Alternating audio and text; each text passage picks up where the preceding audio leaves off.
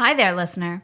You're about to experience TADPOG. Tyler and Dave play old games, and there will be plenty of game talk, but also copious amounts of crude, off-color, offensive, and immature speech. So if you are of a rather sensitive humor constitution, we're just letting you know what you're in for with this show. It has games. It has jokes. You know, just games and jokes. Take the games, take the jokes, and have a good time.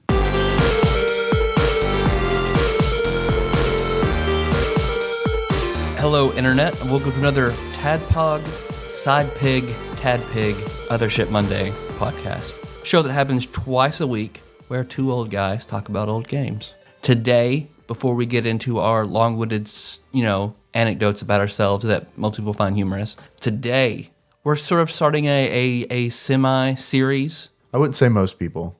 Some people, Right. a series were just games that we just like. They're on the list. They're not really, just games that we just, personally, we grew up on that we like. To be fair, this game doesn't belong on the list. It's an NES game. Because it's not a Super Nintendo game. Yeah. Right. Because I guess it started with Little Nemo. So now we're just doing like a series, games that Dave really liked when he was little. I would say loves. Loves. It's fair to say games that loves. And not when I was little. I still love these games. So it's just episode 2 in the games Dave loves series. Yeah. How about that? Yeah, that's good. Okay. That's good. Because you love it. What is it? It is controversial, my love. It's kind of like when I'm out with this game, people sometimes I notice they stare at me. And fuck that, because they shouldn't judge me for loving this game. It is Super Mario Brothers 2, which is my favorite. That's right, and I'm not afraid to say it, Tyler. I'm not afraid to say it. It is my favorite Mario Brothers game for the Nintendo. That's the only competition there really being 3. That's some stiff fucking competition though, because you're up against the original and you're up against everyone's favorite Super Mario Brothers 3. Yeah, which is, I'm not gonna lie, that's a better game than Super Mario Brothers 2. Not my favorite though. Not my favorite. you like the underdog. Not only do I like the underdog, I appreciate games that are batshit crazy and playable. Because those two things, that's pretty rare to get those to overlap. Because you see a whole bunch of games that are just absurd as fuck, but you can't play them because they're barely a game. They barely function. Yeah. Super Mario Brothers 2, Earthworm Jim. All those kinds of games, they function on both levels. All right, so before we really delve into it. We already have. Episode over. Thanks for listening, everybody. I'm your bearded host, Tyler, and the first time that I had the gumption, the balls to try and kiss a girl was in the 6th grade. That's all right. Okay, so we're telling those kinds of stories. Yeah. All right, Yeah. I'm gonna get mine ready. And the girl that I had that I was trying to kiss, I didn't know her until 2 weeks prior when I had we'd had rotation classes and her and I were in this class together, and she just started writing me notes all of a sudden. What are rotation classes? It's you do 3 weeks in some kind of arts, then you go to another class, and it's 3 weeks in some other kind of... Is that to keep the nutrients in your soil? I think so, yeah. It's where we could do soybeans one week, and then we just barren 1 week. Okay. No, it was a segment where you do writing, and then another where you do music, and another, and we happened to be on one of those together. Okay. She started writing me notes. I started writing her back. I was like, oh, a girl is paying attention to me. I'm in love with her. So that's how that went. And then, of course, she had one of her friends was one of the girls who was really talkative and really energetic and really excited that her friend liked somebody. So then, she instrumented us, going from exchanging notes to calling each other, and then we were boyfriend and girlfriend. So it worked out. So it worked out to an extent because I decided I wanted to kiss her, and I told one of her friends, I'm gonna make a move tonight at the Beta Club dance. So in middle school, out in the commons, where all the moves Beta happen. Club, yeah, exactly. And we were all together in a little group, and I was sitting beside her at the Beta Club dance, and of course I did the only thing you have to go off on then at that point is stuff you see on TV. So I did the yawn, and I put my arm around her, and she giggled and thought that was funny. And then I moved up to holding her hand, and she was nervous. Her hands were just sweaty, looked like we had taken baths because it was all pruny, just holding hands. And then I'm about to kiss her, but cheerleading tryouts are like next week. Okay, I want to hear how you connect these two things. Well, she and all her friends, they all wanted to be cheerleaders. All wanted to be cheerleaders so badly. So I'm about to kiss her, and then like I'm moving in, like she doesn't really see me, but suddenly, like as I'm about to do it, she just jumps up and runs outside and starts doing like cartwheels and flips. The fuck? So they all the girls, they were like a band club dance. Everybody's dancing. All of a Like, sudden, did they have a signal or anything, or like, did they have their watches synchronized? I don't know. Oh fuck, it's 8 o'clock, and then like she just cartwheels out of the if a gymnasium. boy tries to kiss me, we're going and doing flips.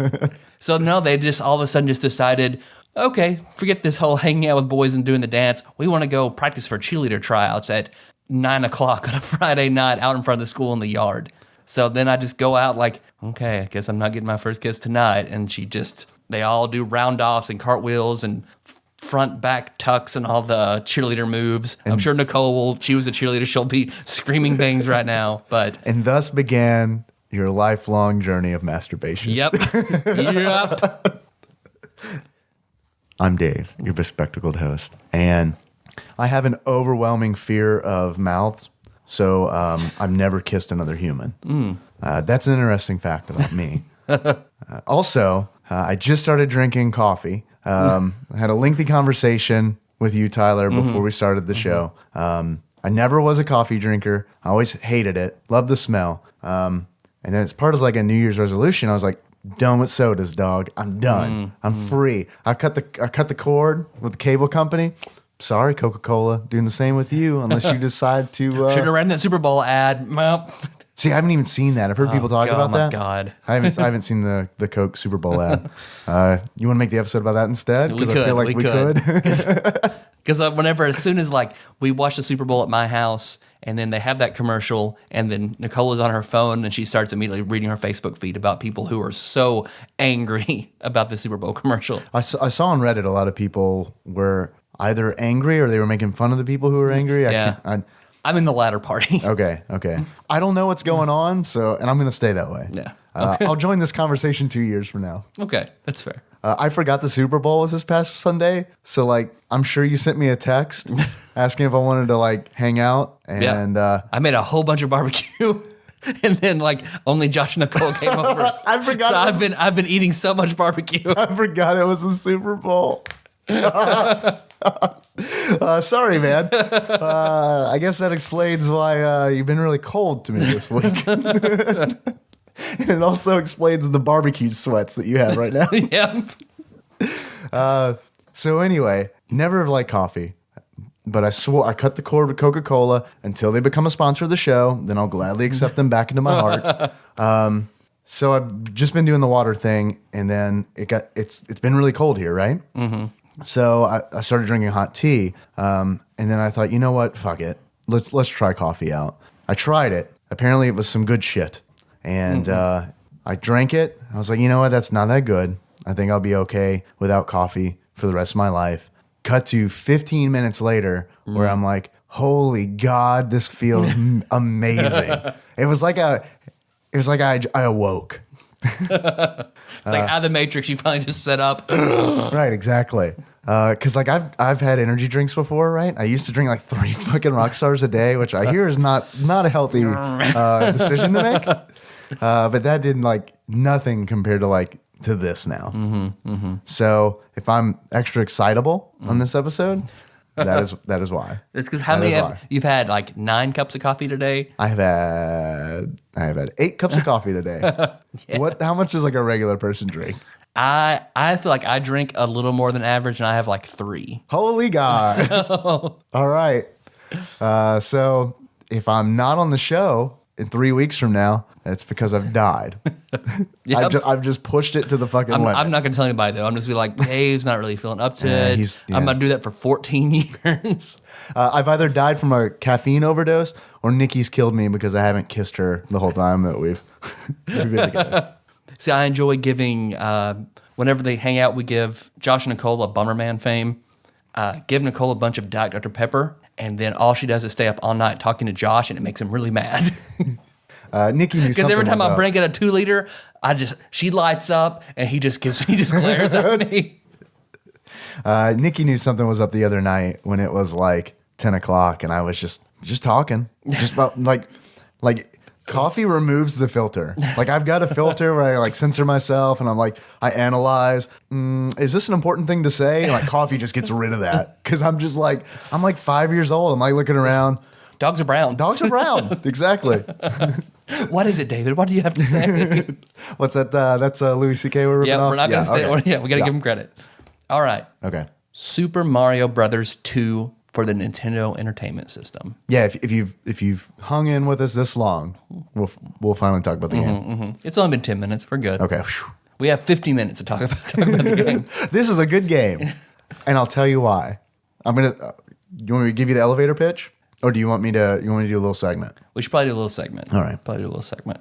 Do I hear a train? I can't. I'm not sure. Chew. All right. It's a smooth train. It's a smooth operator. I like it. I dig it. Holy man, this is a long ass Wikipedia entry. But here we go. I may cut it short. Okay. Otherwise, we'll be here all night. Okay, guys. Super Mario Brothers 2. Not to be confused with Mario Brothers 2. The game titled Super Mario Brothers 2 in Japan, or New Super Mario Brothers 2. It's none of those games. It is a 1988 platform game developed and published by Nintendo for the Nintendo Entertainment System. It's a sequel to the 1985 game Super Mario Brothers. They don't get into that yet. The game was first released in North America on October 10th, 1988. Super Mario Brothers 2 has been remade or re-released for several video game consoles. Okay, now here's where it gets interesting. This game has a lot of mythos behind it. It does. This is like if H.P. Lovecraft made a game, but not really. It was initially proposed as a demo for a vertically scrolling 2-player co-op game that was scrapped. And that is, all right, let me stick to the material. Okay. It was intended to be the sequel to Super Mario Brothers, but also a radical departure from the previous Mario game. As at the time, the gameplay of the Mario series was not yet standardized. So they didn't know what they wanted it to be. It could be anything. They saw the horizon in front of them with the pioneer spirit, and Sacagawea just ferried them over to just throwing her scrolling. golden dollar that she was notorious for. That's when she first met Lewis and Clark. Batman? Did they meet Sacagawea? Yeah. It's Lewis and Clark. What did I say? Batman? Batman. When Batman first met Sacagawea. Someone write that, please. No, yada, yada, yada, Wikipedia. Come on, you're dragging on. The reasons for scrapping the original prototype included the technical limitations of the NES hardware. It made it too difficult for them to polish. It was decided to add more Mario-like elements to this game, though to make it more horizontal, but they kept a lot of the vertical elements to it. And then they decided, let's use this demo to tie in to a Fuji television company in Japan, and we'll release it as Yume Kojo Doki Doki Panic. However, let's release it. This is exactly what Wikipedia says, by the way. However, let's release it in North America as Super Mario Brothers 2. Yeah. We'll just take all the Arabian Nights theme stuff. Well, not all of it. We'll take the 4 Arabian Nights looking characters and make a Mario, Luigi, Toad, and Princess. Which I say that in like in a really dickish way. But I don't look, to me as a kid, like I was 7 when this game came out. I didn't fucking know any of that Doki Doki shit. Nope, like there's no way I would have known. I just took the game at face value, where it's like, all right, I played that Mario game and it was fucking fun. I will try this. And I played it and I was like, this is fucking fun. Yeah. And it's just a fun game. Because I think I had my NES for 3 weeks before the Super Nintendo came out. So I never had like a full NES experience. Okay. I mean, I'd played a little bit at a friend's house, but I never really got to play a lot on my own. You didn't get the NESperience. Yeah, the NESperience. Okay. But see, and then I'd heard years later that, because we'll delve into this game more when we do Mario All-Stars, but like Lost Levels was supposed to be Mario 2. Yeah. And it's awful. Okay, yeah, let's save that. Okay. I have my issues. So with Lost Levels. there are reasons why they were like, North America's a bigger market. Let's do a different game for Mario 2 for them. Yeah, there are reasons because you're right. The Lost Levels that are in Super Mario All-Stars is the Japanese sequel to Mario Brothers, Super Mario Brothers for the Nintendo. They didn't release that in North America because Nintendo of America thought it was too difficult for American kids. Yeah, and God, when Mario All-Stars came out, I tried it, and they were right. Good call, Nintendo of America. It's pretty difficult. It's a lot more difficult than Super Mario Brothers 1. And Mario 2, what we got is a much better game. I feel like in every respect, it is a much better game. Man, my heart just grew.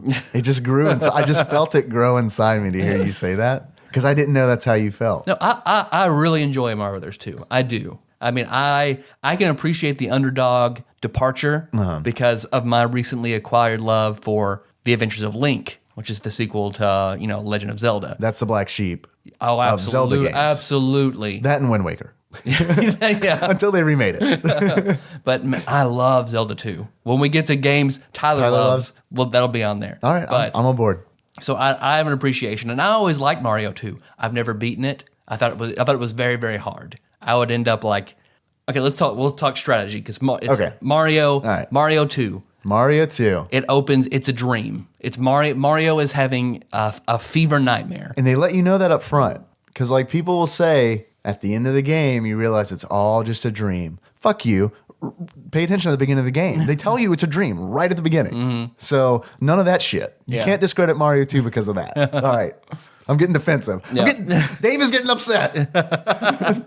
And it opens sort of like almost like a play because the curtain goes out and you pick your character. Yeah. And it's so radically different because Mario, Luigi, Princess and Toad, and they all have individual characteristics, which is a radical departure. Completely different because in Super Mario Brothers, you had Mario and Luigi. They played identically. Just color swaps. That's exactly. But in this game, for the first time, they're different. They're different not only in appearance. This is the first game where Luigi is tall and Mario is short. And Luigi jumps higher. He's a little slower. Much higher. He's harder to control, but, Mario and Luigi are no different. That motherfucking Luigi can jump. He can jump. Mario's just kind of average. Like, he's got average speed. He's got an average jump. I think he can jump a little bit higher than Toad. But he also picks things up at an average speed. And that was a new thing for Mario Brothers, was picking things up. So they take these three things: speed, jumping, and picking shit up. And those are like the three characteristics that each character will have. And it'll vary on those 3 points. Like, for instance, Toad doesn't jump very high. He maintains the same speed when he picks shit up, and he picks shit up kind of quick. I played this game last night. I think Toad and Mario are the two most difficult characters in this game. I agree. I think especially Toad. I can never get very far if I'm playing as Toad. And Toad's good for bosses. Toad is excellent for bosses. And I didn't talk about Princess, which in the manual, she's Princess Toadstool. We know her now as Princess Peach. But she is super interesting because she can hover. So Luigi jumps high, Princess jumps far because she can hover for like almost 2 seconds, I think. I mean, it's crazy. It's a considerable amount to get through. I mean, you can breeze through levels with her. Touch down, jump up, float, touch, jump down. It's rinse and repeat. It's much, much easier. She was my go-to. She and Luigi were my go-tos when I was a kid because I didn't want a challenge when I was a kid. I just wanted to access secret areas, which both of those characters do marvelously because they move so much differently than the other characters. And I wanted to get to the game as quickly as possible. And I wanted to actually beat it. And I knew that using those characters would help me do it. Yeah, because in this game, because if you really think about everything that was with Mario and then everything that happened in Mario 3, this had to be the game. Mario 2 is essential for developing where Mario has gone. Because it was such a big improvement in every category. Yes, it's a lot different, but so much new and good shit came out of Mario 2. It was a huge, huge departure from Super Mario Brothers. And Super Mario Brothers 3 goes back to Super Mario 1 roots. and for obvious reasons. I mean, it was developed originally as a Mario game. But you're right, man. They took a whole bunch of stuff from Mario 2 and just rolled with it. Like picking stuff up in Mario Brothers 3, and they're on forward and platforming Mario games. You can pick things up. Almost to a fault in co-op nowadays when you can pick up your party member. people. Right. But it's like, and I would argue that Mario 2 is a little ahead of its time because you lost, the character choices and the different abilities in 3, which 3 is still like one of the best games of all time. Right. But then you look back and like where Mario has gone in the future, and the qualities that Mario 2 had then are more desirable now, and they're almost like standard for innovation now. Right. So, I mean, it was just such a big departure, not, as well received, but I think just because it was ahead of its time as far as character choice and different options and how to play the game, and every different character, you had tons of replay value if you chose to play through as every different character. Yeah. Or you could once you play through the first time and learn all the stages and all the worlds and all the levels, you could then go through and try to do a run where you use the character that's the most optimized for each level. Like, for example, you said Toad is great at bosses. And the reason is he picks shit up so fast that when he fights a boss, usually the way you defeat a boss, of course, is there'll either be mushrooms that you throw at them, or they'll spit something at you. Or their children, yeah. Right. The unfertilized eggs. I can't wait. I'm going to go ahead. Okay. And do you know about Birdo? What do you mean? I mean, All right. I know of Birdo. I'm familiar with Birdo. Okay. You fight Birdo at the end of most stages. And how do you fight? How do you fight Birdo? Oh, Birdo spits eggs at you. You have to jump on, pick up, and throw back at Birdo. Exactly. 3 eggs kills a Birdo. Exactly. What does Birdo look like? Yoshi, Okay. a pink version of Yoshi, sort of, that's more vertical. And with a hole on its nose that which it shoots eggs out. What gender would you say Birdo is? My American census said that Birdo would be female because But the way that I asked the question implies that might not be the case. Yeah, of course, and because in Japanese culture, androgyny is a sign of power, and they like to Exactly. flip that shit on you. So I remember this as a kid, clear as day. And I was playing this last night, and I was talking to Nikki about it. And she's like, "What the fuck are you talking about?" Because I was like, Birdo is a man who thinks he's a woman. And she thought I was joking. I'm not joking. It says that in the manual. It is in print. It says, not verbatim, but it says, while Birdo's a guy, he thinks he's a girl. Which that's the original line trap, Birdo. Exactly. Well, it's like, how much effort does he have to go into? Like, he shoots so many eggs. Like, he's not producing them. If he's a man, so that means he has to Unless he's like the male seahorse. Unless Birdos are like seahorses. Well, not to rip off another comedian, I think it's Jim Gaffigan. Why didn't you just call that one the female? Right? Yeah.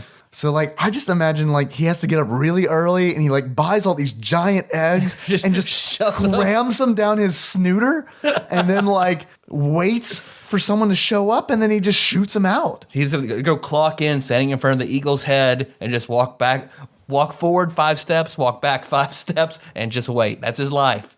So that's a little bit of, that's trivia. Yeah. I wouldn't go so far to say that Birdo's transgendered. Because I think transgendered people, they don't think that it's not like a man who thinks he's a woman. Right? No, now we're getting into shady territory. Oh, okay. All right. Well, I'll drop it. To my understanding, it's like they were just born into the wrong body. Right. And that's not Birdo's case. Yeah. Because Birdo, he's hypnotized and thinks he's a woman. Oh, okay. Okay. They don't say he's hypnotized, but he just thinks he's a woman. But another thing about Mario 2 is this introduces some really iconic elements for the rest of the Mario series. Because you don't really, it's a long time before you actually see any Shy Guys, but they were toys, they were in the cartoon, you see them in lots of they appear in Mario RPG, and everybody likes the Shy Guys, they're cute. Yeah, the character design is awesome. They look like fucking Jawas with Jason masks on. Doesn't sound adorable, but it is. But Shy Guys, of course, Birdo. Birdo appears in other games. Like Mario Tennis, Birdo's real big. And it's Mario RPG. They never know boss. they never know to put them on the female or male team. It's weird. Babombs. I don't think Babombs were around before Mario 2. They And that's weren't. like number one. People think about Babombs. We wouldn't have Sex Babomb without That's Mario true. 2. So there's a lot that if you enjoy the Mario series, you owe a lot of it to Mario 2. Princess as a hero. Yeah. Come on, man! Like that's We that's didn't a see that big again for a fucking long deal. time. I know. But, yeah. That's I don't guess we saw that again until maybe Smash Brothers. Because Mario, don't get me lying. I think you're right. because but Mario 3, Super Mario World, Yoshi's Island. Yoshi's Island just, Yoshi. I don't think you never even see Princess. I'm trying to think, like, of course she's a playable character in Smash Brothers. She's a playable character in Smash Brothers might have been it. Someone will Super Mario correct us if we're wrong. Yeah. Maybe like Mario Tennis and stuff like that, where you could actually play as her. But like a traditional Mario game, you don't see her again for a long time after Mario 2.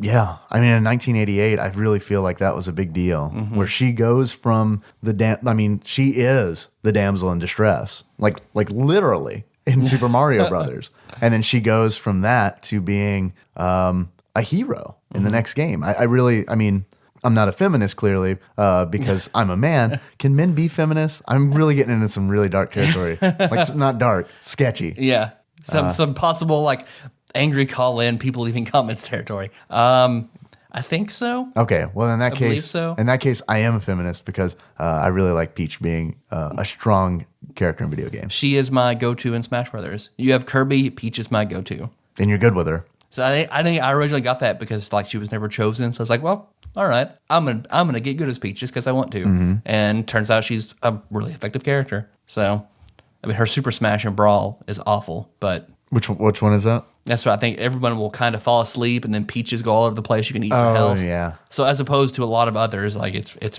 pretty weak. But this game is different with the heart system because each character can take multiple hits, and you increase how many hits you can take. And I feel like that is knowing how to get the bonus hearts is like critical to success in this game, and that's where I faltered because eventually you pick up a magic potion. Yes. You throw it down. Yes. It creates a door to the shadow plane. Yeah, which is really cool. It's like the subspace. Yeah. Because when that door appears, you throw the potion at the ground, which really doesn't make sense. Because potion, you normally drink a potion. I don't know what's going on there. You smash it on the ground. Smash it in the ground. Maybe that's a test. What happens if you drink it? That's what I want to know. The door opens up in your stomach. You get sucked into it. I used to think about that as a kid. Because like, what if you had that potion and you drank it? Surely you would, not to freak Jacob out, who has the belly button fear, but like surely like you would get sucked into your own belly button and disappear, right? And live the rest of your life in the shadow plane. Because when you go in, it's the inverse of the current level you're in. No enemies. Right. Everything's black. You can still pick stuff up and you get coins instead of like turnips. But then as you eventually find a mushroom, when you pick up the mushroom, you get an extra heart container, which is an extra hit you can take. And you get bigger. If you only have one heart, you're small. Yeah. Like you're in Super Mario Brothers. One. The second you pick up a mushroom, it makes you larger and you get a second hit point. Yeah. It fills up you get a heart container essentially and it fills it up. But normally, like in earlier levels, as soon as you get it, you throw it down. That's where the mushroom is. In later levels, you have to know where to go to throw the potion down to find the life up mushroom. It's usually around the tufts. It's usually around the tufts of grass that you see. Okay. Because those are the tufts that you normally pull vegetables up in the real world. But when you throw that nega potion down and you go to the subspace, That's a good word. like you said, they turn into coins, and there's usually a mushroom around there. Like that's where that's where you know to start looking. Or you could be just a brat like me. When I was 7, I had that red and yellow paperback book. There were 2 of them, and it was the unofficial Nintendo strategy guide. See, I didn't have that. You know, where it was essentially the what GameFAQs were in 1989, where it's just horrible text writing on how to beat games. And then it involves, you also have to, at one point, I believe in like the desert level, where you'll pick up the key and the masks will chase you. Fanto. The same one where you pick up the potion and go jump in one of the long bosses, and that's how you get access warps in this game. Yeah, most of the warps, I think honestly all of the warps, I think are accessed by throwing one of the nega potions, and while you're in the subspace, you go down a vase, and it'll warp you. Yeah. That's how I got to the game as a kid, was using all the warps. Yeah, because I think I only knew of like 2 for that. There are 2 really big ones, just like in most Mario games. You know, they have more than 2 warps, but knowing the 2 big ones will get you to the end of the game. Yeah. It's kind of like that. I played this game a lot as a kid. This was one of the few games that I owned. And so when summertime would roll around, I was playing this game a lot. And I was checking that red book to find all the warps. This is probably one of the first games I ever beat, to be honest. In that, because I beat this before I beat the first Super Mario Brothers. I beat the first Super Mario Brothers like way, way, way later because I could never get to the fucking castle at the end. All the maze. Yeah. I was good at coloring book mazes, Tyler, but like 2D scrolling mazes, you fucking get about it. But let's see. We talked about Birdo. Birdo is at the end of every stage. You have to fight Birdo. Not very complicated usually. You'll get the pink Birdo that 3 eggs thrown at it. You'll occasionally get the green Birdo, which between eggs will throw fireballs that you just have to evade. But then there are the big bosses in the game. Which I love. I think the character designs of these bosses are great. I do have a criticism, and that is that you have to fight each of them twice. They are reused, which is kind of a shame because I feel like they're so well designed. I would have rather have seen 3 more original ones. Yeah. Because let's see, there's Mouser. Mouser, who is the mouse with the radical sunglasses. God, that motherfucker's so rad. I mean, holy shit, dude. Holy shit. He looks like he's like a take on Danger Mouse, right? Because not only is he a rad dude, but like he's fucking throwing bombs. Bombs left and right constantly. You have to build a little wall out of the solid mushrooms and then jump over it and throw the mushrooms at him. Hit him. You got to catch his, if you're good, you catch his bombs and throw it right back at him, which gets tough later on when you fight him the second time because he's just master. He's a master bombsman. Let's see, then there's the Hydra. Yes. Triclyde. Because I didn't know his name. Yeah, it's like Triclyde. 3-headed snake man. His name is misspelled in the credits, by the way, if anyone's wondering. What does it say in the credits? Shit, I knew you would ask me that because I think it's try with a Y, so it's like try your hardest. Triclyde. Yeah, Triclyde when it's actually supposed to be try, as in the 3 heads. Because then he just constantly is spitting fireballs at you, so you have to time it to get in between those and hurl the mushroom blocks. Solid mushrooms at him. Yeah. Or what I used to love doing, and I imagine you probably do too, because I know you like to play defensively. I would get such a kick out of taking those mushroom blocks and just constructing a wall because the blocks will they'll stop his fireballs. Yeah. So I just got such a big kick as a kid just building this stack of mushroom blocks 4 high and then just standing there because he couldn't get any fireballs. I'd go eat a sandwich just in my mind that pissed him off. But let's see, who else besides Mouser and Triclyde? You've got Mouser, you've got Triclyde, you've got Wart, of course. He's the big bad at the end. Which I think he's made an appearance in like one other game. Has he? Which one? In Link's Awakening for Game Boy. He is the frog that teaches you the frog song. Holy shit, I forgot about that. That's really bad. That's my favorite Zelda game. I should know that. Go back because it doesn't say his name is Wart, but his character illustration is very, very similar. I'm looking that up right now. I feel like such an idiot. The important thing is that all these bosses you have to defeat using the mechanic that's special to Super Mario Brothers 2, and that is all of these bosses you defeat by picking something up and hurling it at them. I'm such a fucking poser. I'm looking up the third boss because I can't fucking remember. Yeah, because I can't remember. I can't either. Because I probably didn't get that far. Because I remember warping ahead and getting to wherever you go and think you're going to get a turnip, but instead you get a rocket ship. You pick up the buried rocket ship that launches you into like the cloud level, and I don't think I could really get much past that. Right. I forgot. I found him finally. I mean, you can kick me off the show if you want. I feel like I should have known this. It's the giant. There's a giant fireball who's a boss. I forgot him because he's not really interesting. Is a fireball with sunglasses? Well, kind of. It kind of looks like he's wearing like a half mask. Oh, it's not really a half mask, but it kind of looks like it. And another reason I don't really remember him so much is because he was easily skipped with warps. Yeah. Like That's probably why I don't remember him either. I probably never fought him because I just went over him. there's also I also forgot about the giant crab. Also, I believe easily skipped by warps. So I take back what I said. The original character designs. Yeah. Man, I feel I don't know if I want to go on anymore. I'm being honest. I feel like I've let Super Mario Brothers 2 down. We're giving it praise, which I think is more than most people give it. All right. Okay. But that crab was awesome too. I forgot all about him. He's a giant crab reminiscent of the original Mario Brothers versus game. You know, the arcade game where the crabs would come out of the pipes. Yeah. He's reminiscent of those crabs, except he's huge and he picks up boulders and throws them at you. Which I didn't even know that was the original Mario Brothers. I didn't know that was a thing. I just thought like they make a game based off of what you fight each other in Mario 3 when you cross over each other. Like the first time you saw silly. it. Yeah. No, it was kind of the same way too. And when I played it, I was like, this is nowhere near as fun as Super Mario Brothers 3. And then someone took me to school and was like, listen, motherfucking kid, this came out so much earlier than Super Mario Brothers 3. You fear and respect this game. I guess we also didn't talk about in the Shadow Plane when you pick up the coins. The coins are used for this slot machine mechanic between levels to get you extra lives. Yes. I do not understand the slot machine. I would just press the buttons as quickly as I can, and somehow I would usually get lives. Yes, that's the way to do it. That's all you need to know. Because here's the deal, man. I think if it starts with a cherry, like if the first slot winds up cherry, it doesn't matter what the other fucking 2 are. You automatically get 1 up. Okay.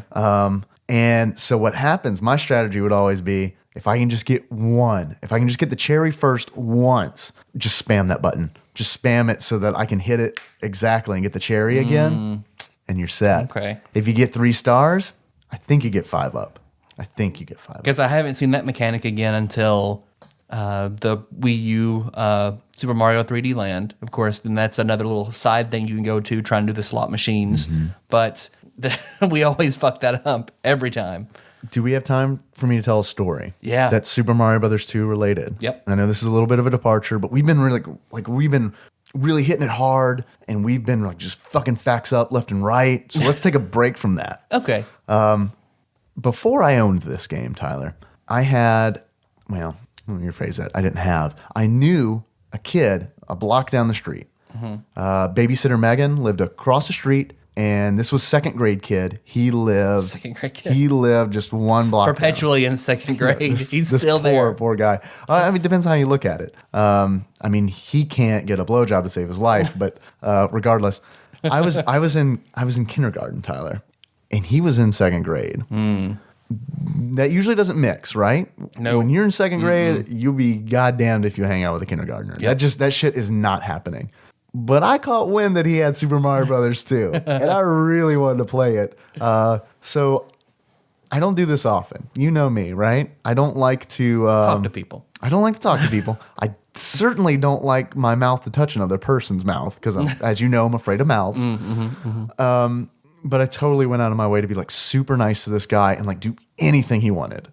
Anything. Because I wanted to play Super Mario Brothers 2 so bad. And we would play together. So everything was working out. Our relationship, I would say our relationship was pretty perfect. It was pretty perfect. Until one day we were playing and I picked up a 1-up mushroom because the mushroom says on it has written on it, 1-up. I picked it up and I said, 1-up. And he looked at me and he said, 1-up is a bad word. And I lost my mind. I totally bought it. And like I thought about all the times I had said 1-up, and I'm like nervous, you know, like I've got my hands up to my mouth, and I'm like trying to think of all the times I've said it, and did I say it in front of my mom? And this was like a week after she slapped me for saying bastard, and when we were watching Batteries Not Included. So I was like, I can't do this. Please no. So like I broke down in this young boy's living room and just started crying. Like I mean like face pressed down into the carpet crying. Like my world was over, man. It was just I was donezo. So like, and this kid clearly, I mean, quintessential second grader, did not give a fuck that I was just like being scarred for life. He's laughing. His mom has to come in and like calm me down, and like I'm babbling to her that I didn't mean to say it. I didn't mean to say it. And she's like, say what? So from there, things got better. She explained to me that 1-up's not a bad word. She scolded her son in front of me, and then never saw him again. I left, and apparently she called my mom on my way back home. I'm sorry. I'm getting broken up. On my way home, and she explained to her what happened. And the first thing that happened when I walked in was like, my mom was like, "You're never going over there again." I'll buy you the game. You're never going over there again. Yeah, maybe that's why I got it. I never really put that together. Thanks, Mom. Yeah. Now we got to find that kid on Facebook. I don't even remember that guy's name. My mom, though, man, I bet I can ask her and she will tell me. We can find this guy and invite him on the show. Yep. And we just got to ground and then just into the ground. Get him to swear on the mics, like just repeatedly. Constantly. And then just like send it to all his work references. And we'll hope that he's running for office. Let's see. So in terms of difficulty, how do you feel this compares to a lot of other Marios? Difficult. I think this game is difficult. Yeah. Compared to Mario, Super Mario Brothers 1 and Super Mario Brothers 3, I think this is definitely the hardest one. Yeah, 3 I feel like it was a solid level of difficulty in 3. I think 3 was difficult. 3. But the problem I shouldn't say the problem. I think the reason that 3 was less difficult was because everyone loved 3. And like when 3 came out, like the hype was just, so built up that I feel like everyone got Super Mario Brothers 3. Mm-hmm. I feel like less people own Super Mario Brothers 2. I don't have facts to back that up, but I certainly remember more talk about Super Mario Brothers 3 strategy. Yeah. Because, that game came out, and dude, I knew about warp whistles like 3 days later. Okay, that's fair. Like, I had to use the shitty red book to learn You the can break warps that in Super rock. Mario Brothers What? 2. How can you break that rock? You get a hammer. Where the fuck do you get a hammer? The Hammer Brothers? Certainly No. not from one of the turtles who has a hammer. Oh, well, because we had talked about Mario All-Stars being like there are so many games that all deserve to be talked about. Mm-hmm. We kind of have to break them down, and then we'll talk about the assemblage and probably lost levels when we get to Mario All-Stars on the list. But 1, 2, and 3 all deserve their own episodes. Oh, I as agree. opposed to like 10 minutes of brief talk and the mashup that is Mario All-Stars. I agree. Let's do it. Let's do Other Shit Monday for each Super Mario Brothers game. That is good. For the Nintendo, at least. Except for Lost Levels. Fuck that. We'll talk about Lost Levels on the Super Mario All-Stars. Yeah.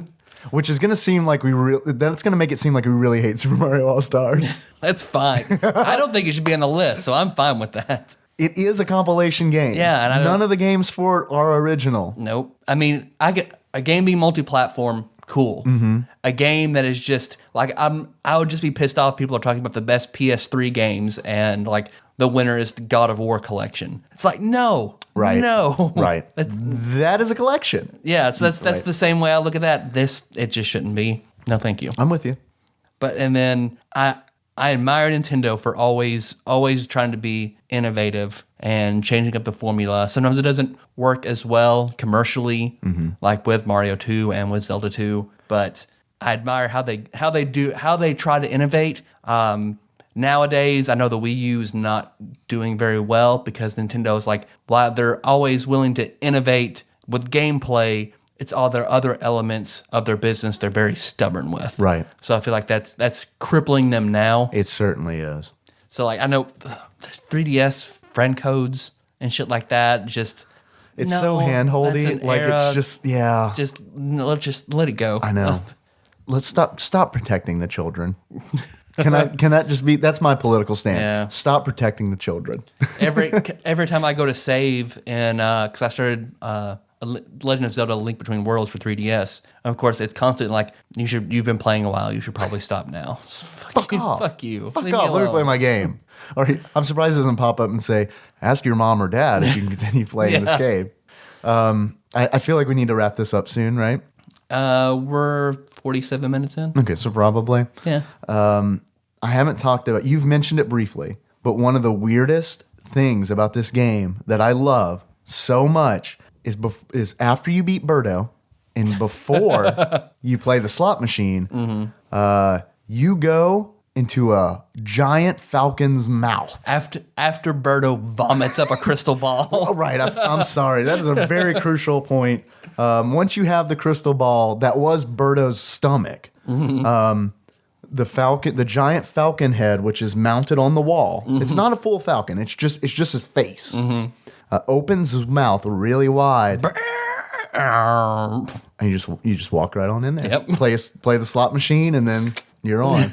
But let's see. We should probably talk about Wart. I've never gotten to Wart. You tell me about the boss. Okay, the boss is incredibly awesome. He is incredible. He's not as rad as Mouser, but boy is he pretty. No one sweet. is except like Rad Dog. So Rad Dog? I don't know. do you remember it was the white dog that had the sunglasses like that? I thought he was Rude Dog. Rude. You're right. Rude Dog. My bad. Rude Dog, but I feel like there's a niche that we need to fill with Rad Dog. So I think we might have just created a character.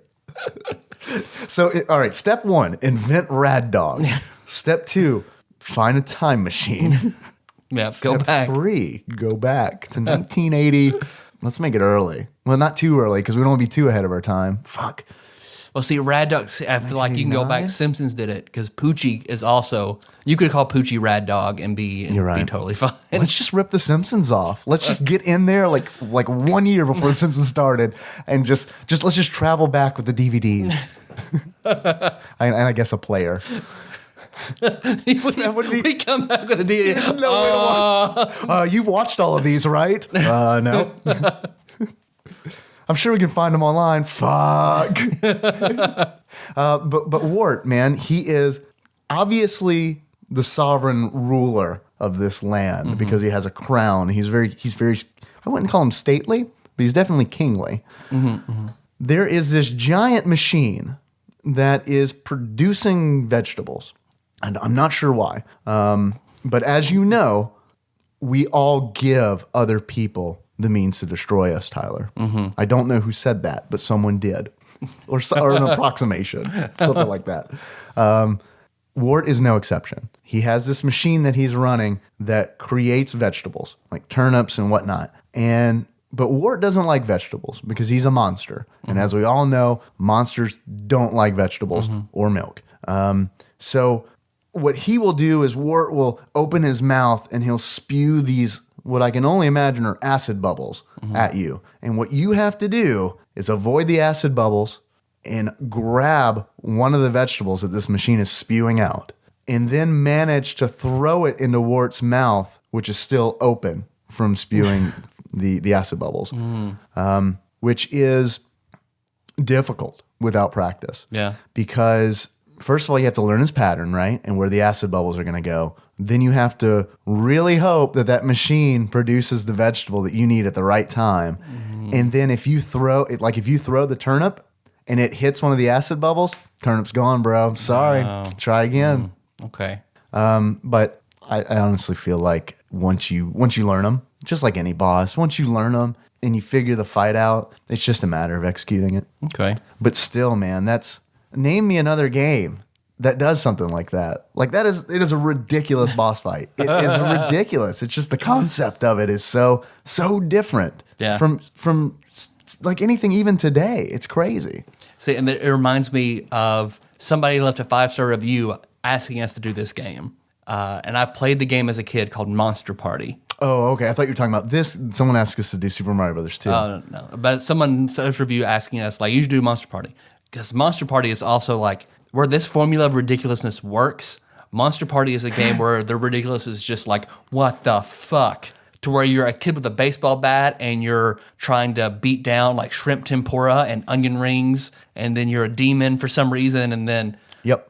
I wouldn't have known that without the internet because I rented that game as a kid. Oh, man. And I remember thinking, this game is so awesome. However, I don't think I could get past the first little area. Oh, it's so fucking hard. That game so was fucking hard. That game beat my ass into the ground. Because I've watched Angry Video Game Nerd try to play it. And it's one game, like it's a he good got video. to the end and he was like, Nope.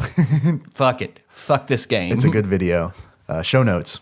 So we should eventually do, like, because it was both a part of our childhood, eventually I think Other Shit Monday, we should force ourselves to replay Monster Party. Let's do it. See how far we can get and then talk about it. Let's do it. I'm all for it. I can't promise you it's going to be Angry Video Game Nerd quality, though. No. I mean, But it's audio. It's I can't different. bring It's it different. like he does. Get enough cups of coffee. Yeah, I need like 16 cups of coffee, and then I'll do it. Or I've got some achievements. You have achievements? I do. What you got? All right. The first one is the quicker picker upper. Okay. And that is pick up, throw, and defeat enemies with 30 turnips as Toad. Okay, awesome. I dig it. Sponsored by Bounty. And let's see, the Cosmic Superhighway, which you get for just using a warp, finding and using a warp. I love that too. And then Baxter Stockman. Man, you were just bringing it home, dude.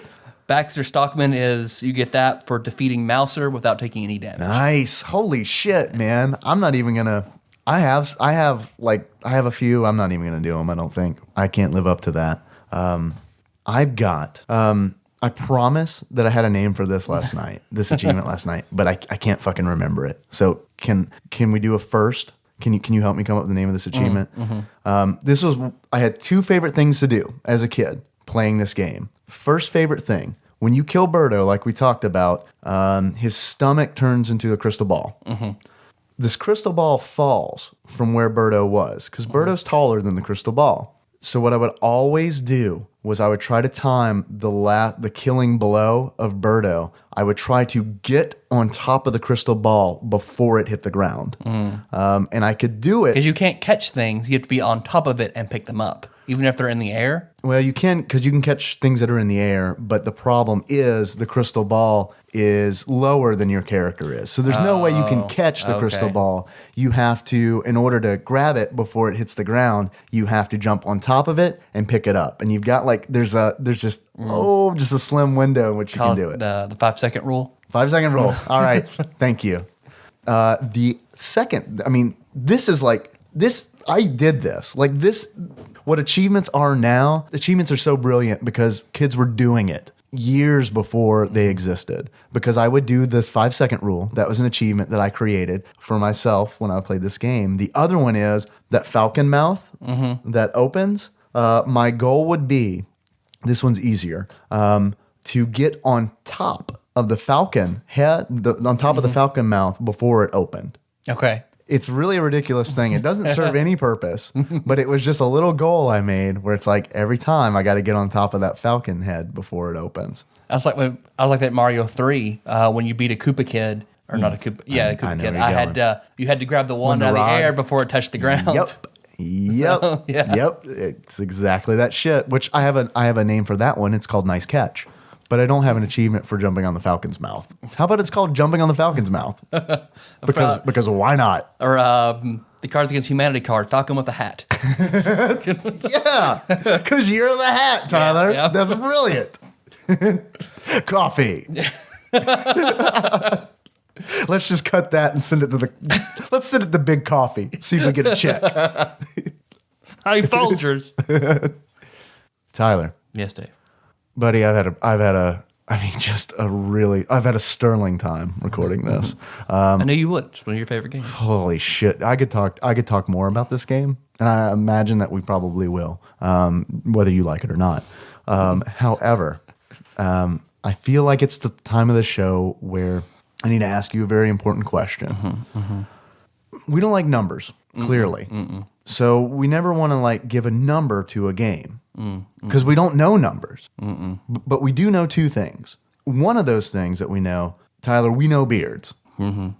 So if you were to give this game a beard that lets the world know what it's all about, what kind of beard would you give this game? This would be it's gold. It's made of gold. A golden Captain Lou Albana's mustache and 5 o'clock shadow. Yeah. Captain Lou Albana being Mario from the Mario Brothers Super Show. Of course, everyone knows that. Yeah.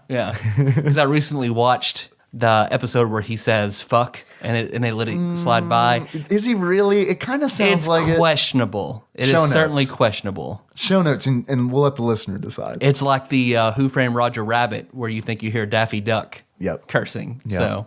So Man, I remember losing my shit when I think the gorilla in that movie says "damn" or something like that.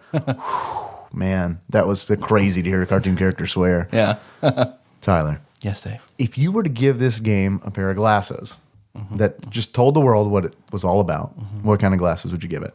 I would have to, just because it's the glass that holds back the sheer magical power. I give these Magikoopas black rimmed magical glasses. Okay. God, you're on point tonight. I'm glad you brought your A game. I wish I would have. That would have been nice for everybody listening. You're just I'm not that good. You're just in a good mood. Oh, man, I'm in for fucking coffee, dude. I'm telling you. Just wait until I start mixing Baileys into it. Which is a day away. Yeah, Saturday. Yay! By the way, we're recording on Friday. That's why we say Saturday. No, it's just our favorite day. Like sometimes I'll be at work. It'll be a Tuesday. I'll call you up at 2:00 and I want to Saturday. But I feel normally now is when we would talk about phone calls. All right, we let's would do take it. phone calls. Let's do it. I'll get it set up. Well, we are about to hit an hour right now. All right, okay. And we've been, because we love our fans. We always appreciate feedback, and we're trying to constantly refine the show and make it better, get more listeners, improve the show. Your tone indicates you're about to give me bad news, Tyler. It's not bad news, but it's just That's what your parents say before they get divorced, Tyler. Dave, we need to Tyler. talk to you. Fuck, dude. Don't do this to me on Super Mario Brothers 2. No, I got to. But normally, like, I think generally people regard podcasts as an hour being that's the perfect time. And we've been increasingly going over the hour, which I think is fine to our hardcore fans, our most, the fans who most appreciate what we do. But trying to get more fans in, or some people who just enjoy Tadpog a little more casually, like once we go to like an hour, 20 minutes, we're pushing it for them. So I think we're really trying to keep it more succinct at an hour. And I think what's really pushes us way over is the calls. Yeah. Because today, we had 21 minutes. 21 minutes worth of calls. Which is fucking amazing. Yes. Which is like really makes me feel like we're doing our job, Yeah. And I really like the calls and I like interacting with everybody. I love the calls. I like taking the calls. I like talking about it. But if the calls alone were 21 minutes, and then plus our commentary, and then any tangents, we don't have time to talk about anything else. we couldn't talk about anything else. So what? Because we definitely don't want to lose the calls. We want to do something with the calls. Yeah. So we're not going to do calls today. If clearly we're already at an hour. An hour. We're going to go a little over. We don't know what to do we? That's what you're trying to say. We don't know what to do. We have some ideas. Yeah. But We're not ready to share them though, right? Well, we could talk about it. We could spitball some stuff, see what listeners think, and try to figure out something. All right, okay. Because we don't exactly want to do a third. We feel like another episode just dedicated to calls would be too much. I feel like we're already cramming too much Tadpog down your ear holes. Yeah. I mean, right? Yeah, I feel like 2 is good, Yeah. talking about the SNES game and then something else. I feel like that's good. 2's our limit until we level up. Yeah. Yeah. And we're not close. No, I think we're pretty No. far away. So, some people, like, we love the calls. Some people, a lot of listeners, we got a lot of feedback about the calls. Yeah. So we also thought about maybe starting our own YouTube channel, and that's where we do the calls. We can bring on guest hosts on the YouTube channel. That way it's a little more casual. We can come in, we can make it more about the calls, make it more about the funny instead of trying to hit games. try 'Cause to a lot of the connect it calls to aren't video about games. games. Right. People tell us stories that are Yeah. funny. So maybe we just do the YouTube and it just be funny. We don't have to particularly nail it to games. Let's put funny, can we do air quotes? Make it funny? Yeah. Because I can't guarantee that it's going to be funny. Because we don't want to screen calls and then try to figure out who gets to be on the show and who doesn't. And that opens a whole nother can of worms. We want everyone who calls in to be, you're calling us in. We appreciate that. That's what we want to do. Let's do it. So we don't want to alienate anybody. We don't want to, it's a sticky situation. And it's not really, this is not an issue of the quality of the calls. Yeah. It really isn't. This is more, we've gotten some, I feel like, genuine criticism from some longtime listeners that the calls aren't for everybody. Yeah. They're not for everybody. Some people really enjoy them, but other people don't. And since this is a video game podcast, even with Other Shit Mondays and just the sheer volume of calls that we've got, I think it's a good idea to find another. Because we don't want to cut it. We don't want to get rid of it. We still want to do something with it. But what should we do with it? You're not asking me, are you? Right? No, I'm just okay, good. That's our quandary. Because clearly I don't fucking know. I already told you already, Tyler. So, listener, let us know what you think. Let us know your opinion about the calls. Yeah. Let us know what you think, how you would like to listen to those. Throw us some ideas. Help us work on our show. We're 100% open to suggestion. Because it's not really our show. I mean, it is. Yeah. We do it, but it's everyone's show. Yeah, that's true. I mean, because we do I think that we really try to keep an open mind and take suggestions, and that's why we're here right now. Because we're with the calls. constantly, even last week got comments about how the show has evolved, since we started it. So it's going to be a constant process. The only staple really being about the podcast is that it's about games and masturbation and buttholes. Those three things. That's our holy trinity. Old ass video games, masturbation, and buttholes. Let's put that on a shirt. like the Triforce of Tadpog. Right, exactly. I have the Triforce of buttholes. Excuse me, sir. I believe that's a piece of the Triforce. Piece of the Triforce. I have a piece of the masturbation Triforce. I didn't find it. I earned it. Stamped into the back of your hand, like Zelda, Ganon, and Link all have. I was thinking like BioShock Infinite. Instead of AD, I've just got like a crude drawing of a dick coming. Oh, he wears the mark of the sinner. Well, we're already over an hour, so fuck. Yep. So again, email us your suggestions. Tyler at tadpog.com, Dave at tadpog.com. You can call us. We'll still listen to them if you want to call us and tell us. Yeah. Send us a Facebook message, tweet at us. However, let us know. Let us know what you think. We're certainly open to everything everyone has to say. Please. Even if it's like, you guys should just fuck off and die, we'll take that into consideration. I don't want to see that. You can send that email to Tyler because unless I have 8 cups of coffee in there, I can't handle that. So, thanks for listening, everybody. Well, no, I should thank people first. Let me run down thanking people. We're not going to cut that out. No, we're not. We're not going to cut the things. We're not going to be total assholes. So, for Facebook shares, Color Mage Phil, thank you. Thank you, Color Mage Phil. Exalted Lord Mike of Purdue, Marquis Link, Kevin Link, somebody, Wendy Eastman, made a comment on Link's share that she was obsessed and turned it off. We think that's good. We're going to take it as good. Thank you, Wendy. I need to right now. I'm very fragile and thin-skinned. Ever since I learned that one-up was a bad word, my world has never been the same. Marquez Nicole, Troubadour's Megalixer. Thanks, guys. Lord Dennis. And for Twitter, Marquez Nicole, Archivist Cute Butt. Yes.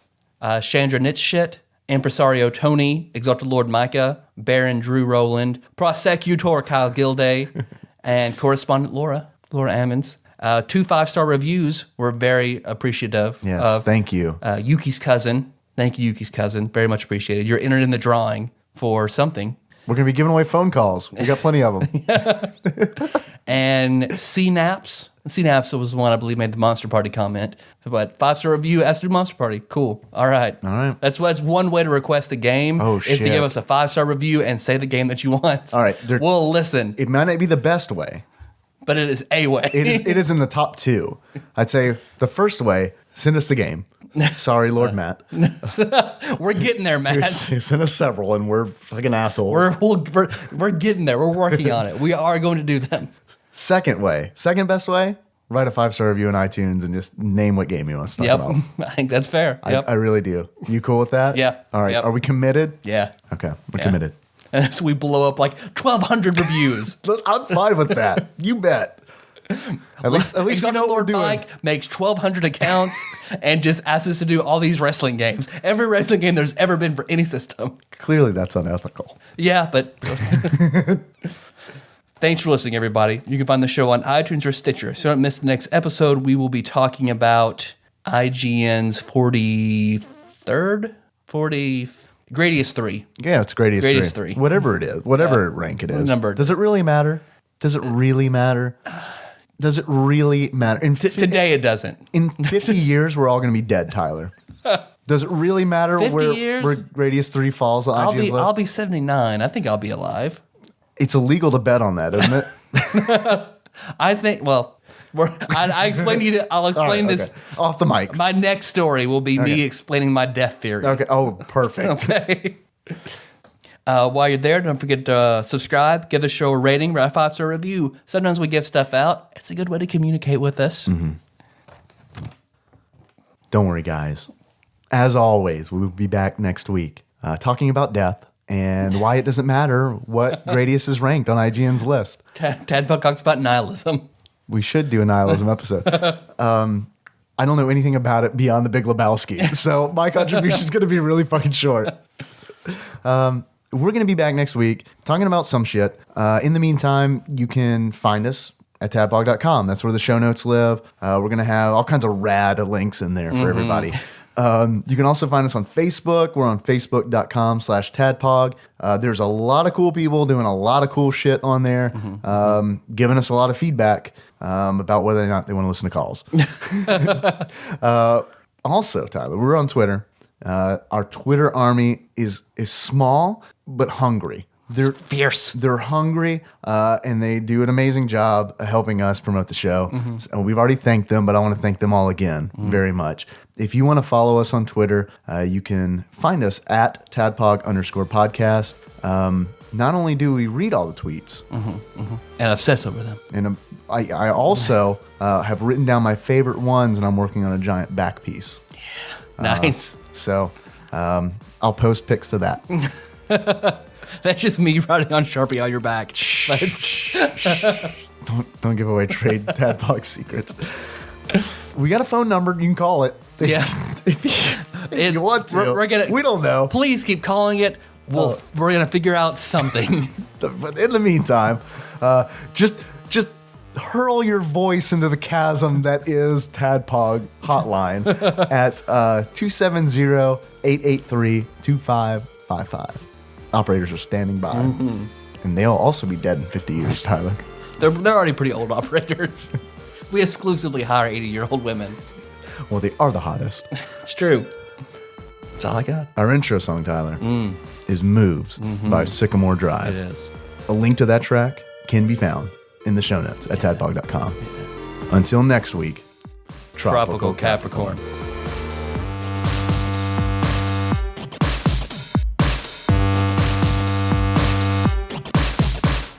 Like, I swear to you, dude, like, I got back from lunch. I already had 6 cups of coffee. I came back from lunch and I was like, man, I really want to keep this buzz going. I don't really want coffee, but I don't know. And I had 2 more cups. And then I got home and I was like, man, I kind of feel like I'm dragging ass a little bit. Better have some coffee.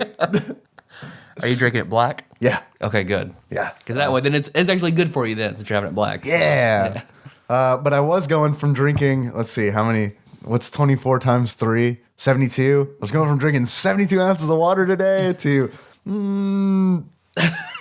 32. So I've cut down on half my water intake and just replaced it with 8 cups of coffee a day.